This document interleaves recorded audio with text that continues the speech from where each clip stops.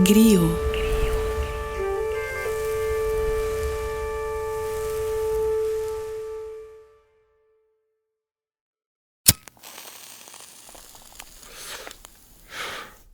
Hoje eu quero falar com vocês sobre algo que me deixa profundamente indignada. Na moral, eu tô cansada dessa ideia estereotipada de que as pessoas que usam maconha têm cara de maconheiro. O que danado é cara de maconheiro, minha gente? É como se a gente fosse reduzido a um estereótipo. E o maconheiro, por acaso, tem aparência? O que seria essa cara que tanto falam? Por acaso, maconheiro tem cara? Ah, tem sim, hein? Pô, Marolinha, tu cortou minha lombra, boy. Tava aqui querendo fazer uma abertura mais polêmica e revoltada com a vida. Pra já impactar, né? O pessoal que tá ouvindo. Ué, você perguntou se maconheiro tem cara? Eu tenho cara de maconheiro. É claro que tu tem, né? Tu é a minha parte chapada, pô. Mas muito além do estereótipo de maconheiro, a verdinha tem diversas funções. E canabicamente falando, tu sabe quais são os diferentes usos da maconha? Nesse 5º episódio, vamos trazer algumas perspectivas que vão fazer você se surpreender. Eu já tô sentindo a lombra daqui. Estão preparados para esse babado?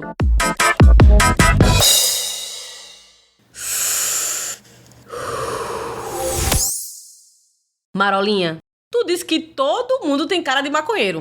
Uma empresária, tem cara de maconheira pra tu? Oxe, aí depende, né?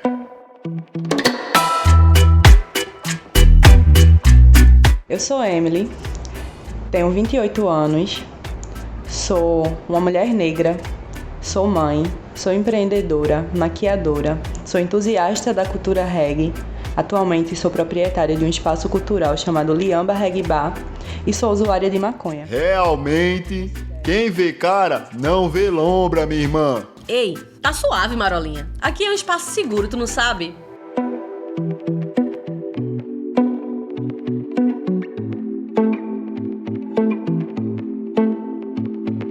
Boa parte da sociedade tem esse estigma em relação à maconha. Mas antes de definir, é sempre importante questionar. Muitas pessoas fazem o uso adulto da plantinha de forma esporádica ou frequente. Tudo bem. Outras fazem por conexão espiritual e tá tudo bem também. Mas no caso de Amy, ela faz o uso terapêutico. E aí fui diagnosticada, né, porque não acharam nada, não tinha nada, com enxaqueca crônica, que é uma enxaqueca que eu ia sentir todos os dias, pra sempre, e a única coisa que eu poderia fazer sobre era tomar remédio, né, remédios fortes pra aliviar e fazer tipo uma dieta, tipo, tanto que eu não podia nem usar perfume, sentir cheiro forte.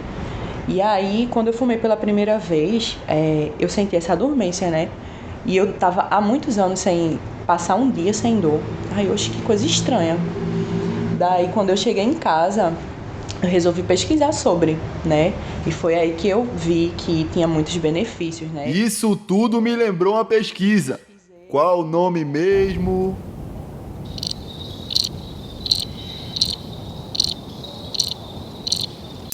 Maconha medicinal, cannabis sativa.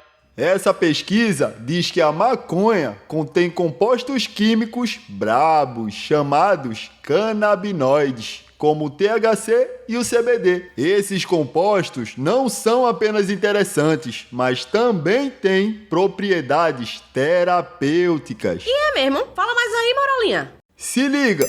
Eles podem ajudar no alívio da dor crônica, no combate às náuseas e vômitos causados pela quimioterapia, além de reduzir espasmos musculares em pacientes com esclerose múltipla. E outra, a nossa verdinha também tem sido estudada por sua capacidade de diminuir convulsões em formas específicas de epilepsia. Essa plantinha é uma braba, boy. Bom lembrar que em muitos lugares do mundo a maconha já é legalizada.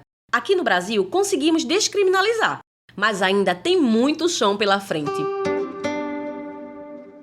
Toda essa conscientização permite que mais pessoas tenham acesso a benefícios terapêuticos e, claro, uma melhor qualidade de vida.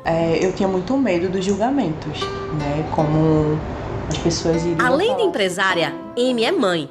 Amy é o exemplo concreto de como a sociedade acaba tendo uma visão romantizada sobre maternar. além de uma visão negativa e descompromissada com quem usa maconha. Porque a gente sabe que as pessoas falam, que julgam, que não entendem que tem esse estigma, né, em cima do usuário. Então eu tento sempre quebrar isso, porque o meu filho eu sou uma boa mãe para ele, isso aí é inegável, né? Eu cumpro com todos os papéis, todos. Então a maconha ela não interfere em nada em relação a isso, só positivamente, né? Que me ajuda a lidar até com as pressões da maternidade. Quando o meu filho nasceu, eu optei, né, na gravidez, não fumar. Pessoal, é importante ter em mente que não existe base científica para recomendar e nem para contraindicar o uso da cannabis na gravidez. É crucial ter em mente que a pesquisa está em evolução e que os efeitos podem variar dependendo de diversos fatores, como a quantidade e a frequência do uso. Para proteger a saúde e o bem-estar tanto da mãe quanto do bebê, a melhor abordagem é seguir as recomendações de profissionais de saúde, que entendam sobre terapia canabinoide para fazer essa avaliação. Essa parada de ser mãe e fumar maconha também é uma quebra de tabu, né? A gente tem a ideia da mãe como figura rígida e até mesmo conservadora. Então, Marolinha, me derruba tudo isso aí. Mãe, maconheira e empresária. Zé ainda não pergunta, ele ainda é neném, não entende. Mas eu pretendo, né, quando chegar essa fase, pretendo explicar para ele de uma maneira que seja adequada para a idade, falando sempre de uma forma natural, né? Falar para ele que a planta é uma planta natural que adultos usam para relaxar, se sentir bem. E à medida que ele for crescendo, eu pretendo educá-lo sobre a maconha de uma forma aberta e honesta, né? Destacando tudo, os pontos positivos, os negativos, para ele entender. Que massa ver a nova geração de mães conscientes, né? Fico imaginando como será daqui a uns 10 anos. Mãe, preciso ter uma conversa séria com você. Fala, filho, mamãe tá aqui pra te apoiar sempre. Então, não sei como falar isso, mas eu comecei a fumar. Ah, filho, tudo bem, mamãe sempre vai te amar. Você sabe que sempre fomos abertos aqui em casa. É mesmo? Mas fala pra mamãe, você tá fumando prensado, flor, haxixe? Nicotina. Então pega tuas coisas e vai embora dessa casa agora. Eita, que a gente viajou foi muito agora, hein, Marolex? Agora tu imagina quem tem o contato da verdinha desde criança. Bom, meu primeiro contato com a plantinha foi entendendo que os meus pais eram usuários, né? Desde pequeno eu sempre sentia um cheiro diferente em casa e quando eu ia para a escola eu sentia esse mesmo cheiro. Com, né, o meu crescer e o meu entendimento de vida, eu fui captando a mensagem de que os meus pais, eles eram pessoas que fumavam maconha. Essa voz que tu escutou agora é de Jéssica Alves, uma mulher viajante que trabalha com a maconha online e offline. Jéssica desmistifica informações sobre a maconha, tanto na internet quanto na fila do pão. Diferente da maioria das pessoas, Jéssica descobriu que seus pais fumavam. E vai pensando que a reação dela foi tranquila. Pra mim, foi meio que um choque, porque eu achava que só gente nova fazia isso, né? Só que na realidade, não, né? Na realidade, várias outras pessoas fazem o uso também. E eu comecei a estudar muito sobre maconha sem ter nada a ver com maconha, né? Tanto que quando eu falei para os meus pais que eu sabia que eles fumavam, eu já tinha 17 anos, né? E foi um baque para minha mãe, ela disse que ia parar, né? Meu pai já se intrometeu na conversa dizendo que ele não ia parar, porque ele tinha total noção do que ele estava fazendo e que aquilo fazia muito bem para ele há anos.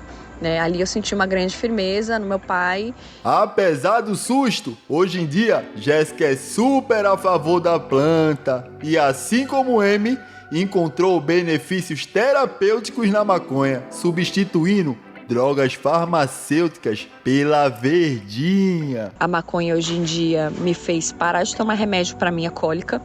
Em específico, eu consigo, né, fazer uso para melhorar assim, as minhas cólicas, que eu tenho muita cólica. Também não tomo mais remédio para dor de cabeça, né? É óbvio que tudo depende de alguma coisa, mas a ganja também traz em suas várias formas, várias possibilidades de ajuda, né? Então, Hoje em dia a maconha é minha vida, ela deixou de ser uma parada que eu utilizava só para dormir, o que já é de grande valia, melhor do que tomar qualquer remédio para dormir. Mas ela também é o meu trabalho, né, cara? Nunca imaginei na minha vida que eu fosse ser paga para falar de coisas que têm uma ligação com a ganja ou para passar ideias de redução de danos e por aí vai.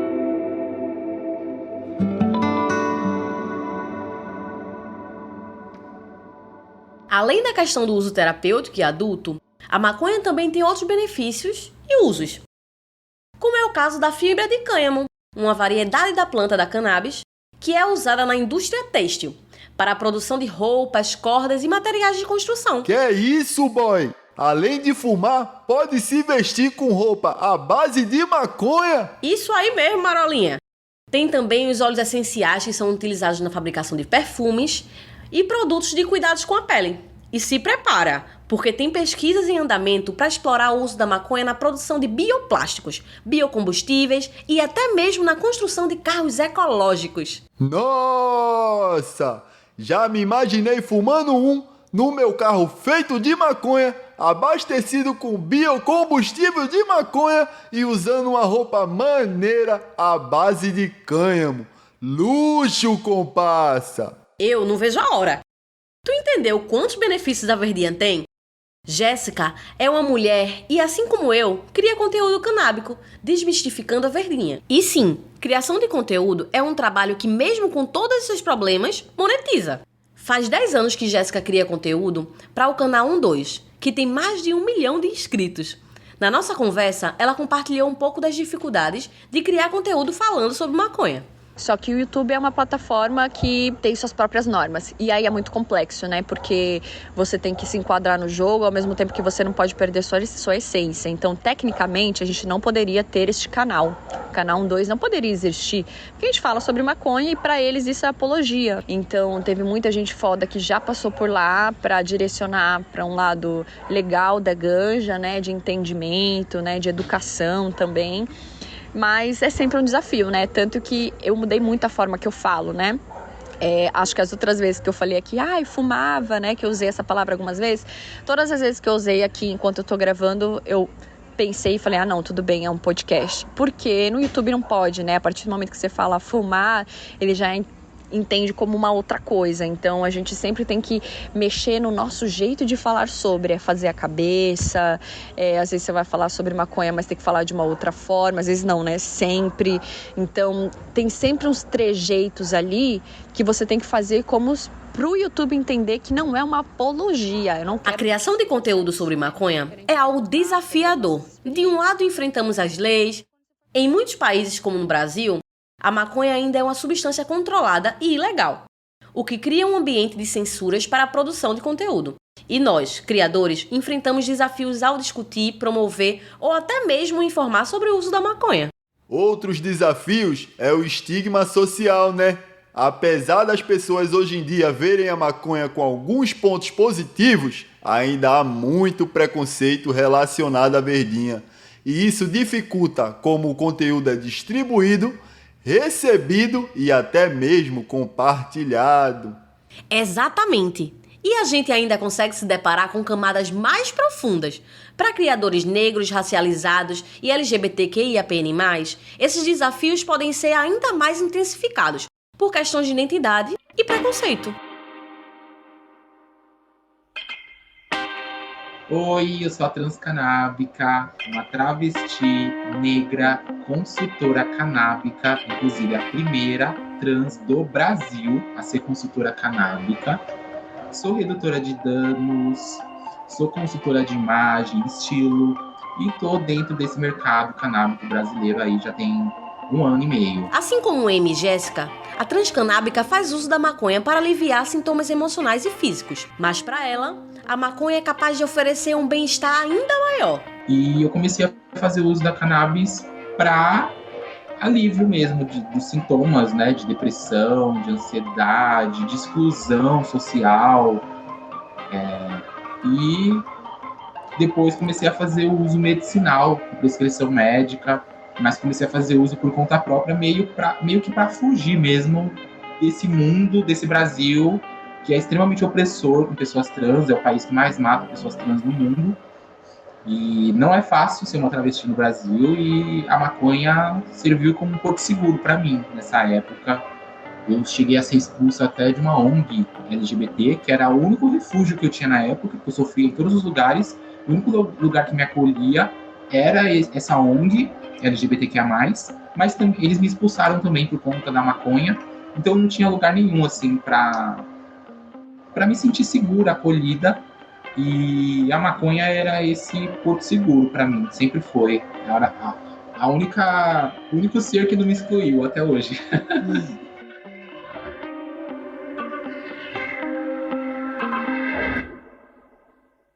Em toda a sua trajetória, ela encontrou acolhimento na maconha, que tem sido uma ferramenta de alívio e apoio emocional. Oxe, sem dúvida, Marolinha. Além disso tudo, a maconha também faz parte da vida profissional da Transcanábica. Hoje, ela é consultora canábica e criadora de conteúdo. Então, o que me motivou foi que, na época, já estava começando a legalizar em alguns estados lá dos Estados Unidos, e estava começando essa indústria, né, o comércio da planta, e vi que existia essa possibilidade de trabalhar com maconha, e aí isso para mim abriu meus olhos, assim, eu comecei a pesquisar sobre esse mercado, e aí descobri que existia realmente várias profissões, né, dentro desse nicho, e fui estudando cada vez mais sobre a planta, sobre as diversas profissões, até fazer um curso de consultoria canábica.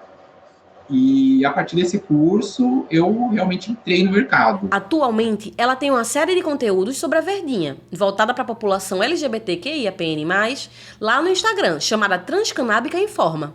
É muito importante a representatividade da transcanábica na discussão sobre o uso da maconha. É um recorte social, racial e de gênero. Como na comunidade LGBTQIA+, eu vi que faltava informação nas duas comunidades, e aí eu vi que eu precisava ser essa fonte de informação mesmo, né? Esse canal de informação. Percebo que existe bastante preconceito dentro da comunidade canábica em relação a pessoas LGBTQIA+, a gente vai nos eventos e não vê esse grupo representado, né? A maioria dos stands não são de pessoas brancas, cisgêneras, heterossexuais, e essas pessoas são excluídas, e a gente não tem acesso a essas informações, né, que são disseminadas nesses eventos, né, porque tem palestras, né, e as pessoas LGBTQIA+ ficam, né, isoladas desse tipo de informação, e aí eu senti necessidade de levar todas essas informações, tudo o que eu aprendo nesses eventos, nesses cursos que eu faço, levar tudo isso, essas informações para as pessoas LGBTQIA+, né, que não têm acesso a isso. E isso é grandioso demais. A criação de conteúdo sobre a maconha, voltada para a comunidade LGBTQIAPN+, ultrapassa tantos lugares que até dá luz e refaz o protagonismo da comunidade na própria história da maconha. A correlação ela é imensa, né, tanto em relação aos benefícios que a cannabis pode trazer para as pessoas LGBTQIA+, como, né, a nossa história, né, de legalização da maconha, né, ela foi construída por pessoas LGBTQIA+, e muitas pessoas maconheiras não sabem disso, né, me assusta muito ir em eventos e perguntar para as pessoas se elas sabem, por exemplo, da história do Denis Peron, e elas simplesmente não sabem, né, muitas pessoas não sabem, não conhecem, e ele foi a pessoa que pavimentou, né, toda a legalização da cannabis mundialmente. Ele começou, e aí ver que ele estava sendo apagado pelos maconheiros, para mim, eu senti que eu precisava ser essa voz mesmo, né? É impossível não saber como apoiar na prática, né? Mas como eu sei que tem gente que vai perguntar, a resposta é simples: promovendo e amplificando a voz dela e de outros criadores de conteúdos negros, racializados e LGBT+, compartilhando seu trabalho, oferecendo apoio e, acima de tudo, abra espaços, ouça suas histórias. Ser criador de conteúdo canábico não é fácil pra ninguém. Algoritmos racistas, falta de acesso, ausência de contratações e reconhecimento profissional faz com que nossas vozes, vivências e perspectivas sejam totalmente anuladas, abrindo e transformando espaços apenas para pessoas brancas e ricas. Por enquanto que eles debatem se o termo correto é cannabis medicinal ou maconha, nós, pessoas pretas, estamos tentando sobreviver e não ser mais uma estatística. Bem que eu queria que na nossa vida tudo fosse flores, mas também poderia ser um rose, um rush, uma maconha dessas aí com nome difícil, mas por aqui o rolê é outro. Peraí, Marolinha, não foge do assunto não?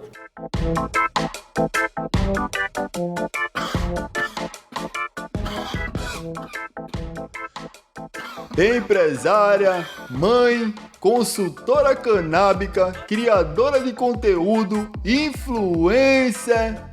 Hoje, o Canabicamente Falando foi quase um pequenas empresas e grandes negócios. Elas fazem tudo isso muito, muito bem. E ainda são maconheiras. Tô te falando que maconheiro não tem cara. E olha, o papo não acaba aqui não. O próximo episódio do Canabicamente Falando é no formato videocast. E nós vamos receber aquele time de convidados para continuar falando sobre várias perspectivas do proibicionismo. O link vai estar disponível lá no nosso Instagram. Acho muito chique esse negócio de podcast e videocast. Me sinto a própria blogueirinha chapada, sabe? E outra, não esquece de avaliar o podcast e compartilhar com aqueles lombreiros e lombreiras que precisam escutar. Ai, Marolinha!